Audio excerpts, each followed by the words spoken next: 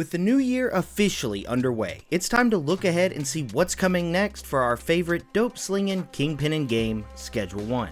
I went ahead and combed through Tyler's public Trello board so you don't have to. And I'll say this, the man has been busy, and he's gonna be busy for quite some time, because there's a lot sitting in the pipeline right now. From meaningful system upgrades to full-blown update potential. So today, we're breaking it all down and seeing what might be hitting the streets of Highland Point in 2026. I split this video into 3 parts. First, we're gonna cover what's already in active development. Then, we'll talk about content for the major updates. And finally, we'll go through all the smaller tweaks and quality of life changes that he could quietly slide into the game. Alright, let's get into it. Starting with what's already in motion, Tyler has confirmed 2 major items that are actively in progress. These aren't maybe someday ideas, these are getting worked on right now. The first one on the Trello board is simply titled 2026 Update Number 1. It's listed both on Steam and on the Trello board, but if you go digging for details, there's basically nothing concrete to grab onto. He's definitely kept this one under wraps. Now, normally, this is the part of the video where I'd go on a wild goose chase and speculate a bit, but unfortunately for you all, I did an interview with Tyler a few weeks ago, and he actually leaked the update to me. So because I already know what it is, I don't want to speculate and plant any seeds, but I promise it's something you're going to enjoy. The second update that's actively being worked on right now is called Major Refactor, and this one is actually a big deal. If you're a programmer, you already know it. A refactor usually means diving deep into the codebase, reorganizing systems, rewriting problem areas, optimizing performance, cleaning up all the legacy spaghetti code, and future-proofing everything for upcoming content. With Tyler and the new team member Rob tackling this together, it likely means better runtimes, smoother updates, and potentially stronger modding support long-term, which is something that I'm personally excited for. It's not a flashy update by any means, but it's the kind of groundwork that makes everything else possible. Massive props to them because it's not a small task refactoring an entire codebase, trust me. Now let's move on to the major update ideas, the stuff that could land in upcoming monthly drops. Some of these might go through community votes, but others could just show up when they're ready, and there are a lot of them. I've broken all of them down into 5 main categories and sections to make it easier to digest. So let's take a look. First off on the potential major upgrade list, we got the police. And let's be honest, the boys in blue are well overdue for a glow up. After the cartel update and the sewer expansion, the current system feels a little too easy to outplay, but that may not last much longer. Tyler has several police related ideas sitting on the board, and if these go through, law enforcement in Highland Point is about to become a real threat. The first note on the board says more interaction/bribery, which likely means we won't just be running from cops anymore, we might be negotiating with them. Pay them off to ignore your operations,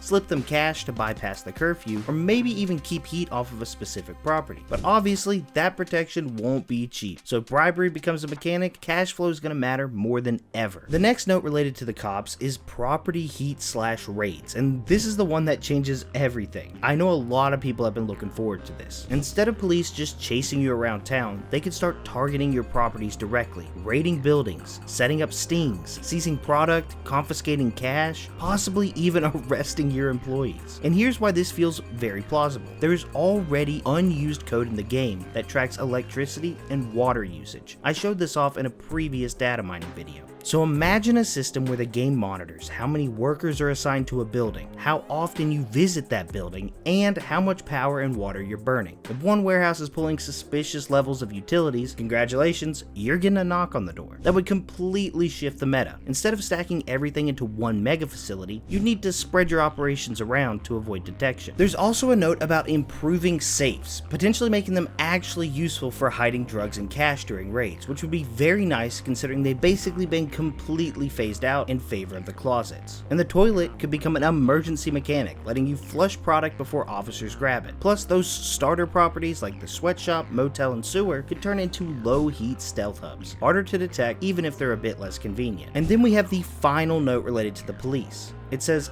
evidence room. Recover confiscated items, which sounds like either a risky police station raid mission or an expensive bribe system to reclaim your seized goods. Either way, that's a whole new gameplay loop. If these police changes go through, the game shifts from run fast and you're fine to actual risk management and long-term strategy, which is exactly the kind of evolution that Schedule 1 needs. And while we're taking a quick breather, I'd like to tell you about something that's helping me breathe better. As many of you know, I promised during a charity stream back in October that I'd try to quit vaping. And to show all of you that I'm committed, I'm destroying my vapes and switching to today's sponsor, Fume. Fume has helped immensely with all the cravings I've been having since I started trying to quit. Seriously, nicotine is more addictive than the Big Willie combo, but with the variety of flavors available from Fume, I have hardly noticed. There's no smoke, no additives, no tar, and best of all, no nicotine to get you addicted. I've had an oral fixation for years, and it's made quitting really difficult. But Fume is giving me a safe alternative, and more importantly, something to do with my hands. Science shows that quitting cold turkey is the hardest way to quit nicotine, but the psychological effect of having something to fool around with can reduce your chances of returning to those bad habits. I'm making things better for myself and my health, and you can too. Just head to tryfume.com/BigWillie, scan the QR code on the screen, or order the Journey Pack and enter the code BigWillie at checkout for a free gift. Take back control of your life and trade chemicals and smoke for harmless water vapor with Fume. Now back to the video.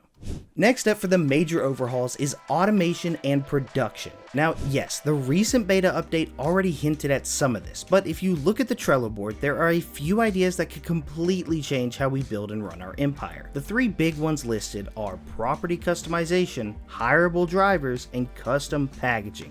Let's break these down, starting with the property customization. From what's listed in the Trello board, Tyler's looking at things like painting walls, adding wallpaper, moving or deleting walls and structures, and swapping out furniture. And if this lands, it's huge, because for the first time we wouldn't just be optimizing around a preset layout, we'd be designing our properties from the ground up and making them look exactly how we wanted them to. Maybe you want to move the stairs in the Doc's warehouse, or what about finally ditching that stupid sink in the sweatshop? This opens the door for true efficient builds, cleaner routing, better spacing, and more intentional layouts. Build videos are going to go crazy if this becomes real. And yes, I am still working on them, I promise. Next is the drivers and logistics workers, and this one is exactly what it sounds like. It was part of the community vote a while back. It's hireable NPCs that transport product and materials between properties, meaning instead of you personally shuttling bricks across Highland Point like a delivery intern, you can assign routes and let the system handle it. Imagine, you grow in one building, you dry in another, you mix in a third, and you package it somewhere else, and it all moves automatically thanks to the delivery drivers. For the automation addicts out there, this is the dream. A fully self-sustaining empire running in the background while you focus on expansion, strategy, or just scaling your operations. The last thing we got in this category is custom packaging and labels, which sounds cosmetic at first, but it could have some serious implications. Being able to slap your own brand name or logo on baggies and jars, that adds identity and personality. We may even get a reputation system down the line.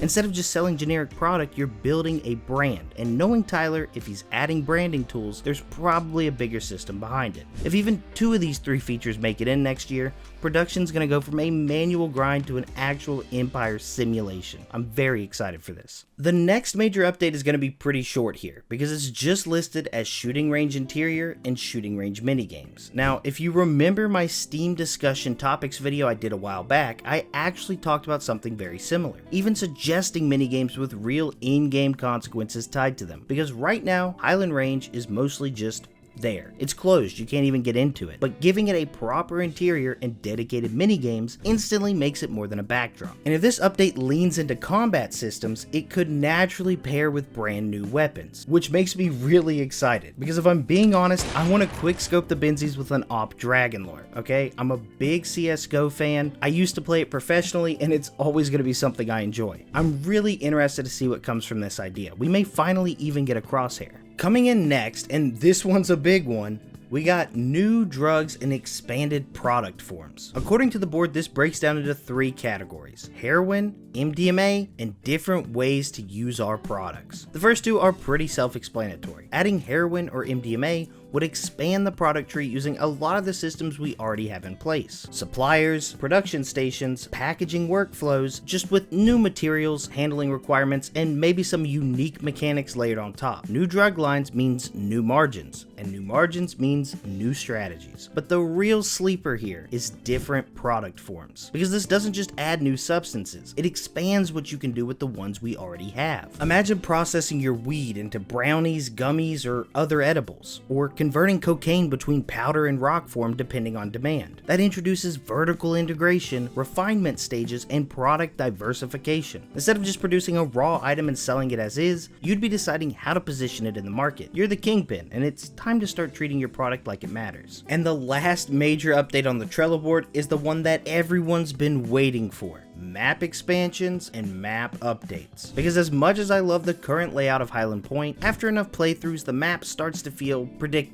You know the routes, you know the choke points, and you know exactly where cops spawn and where the Benzies patrol. One of the things he has listed on the Trello board is parkour, which I think would be sick. Scaling traffic lights to leap onto the roof of a nearby house and then scrambling up an AC unit to the top of an apartment building sounds like a dream come true, giving vertical utility to nearly every surface in the game. Plus, leaping from the top of Ray's real estate to gank a Benzie is absolute cinema. But the biggest changes to the map are gonna come in the form of actual map expansions. There are 2 listed on the Trello board.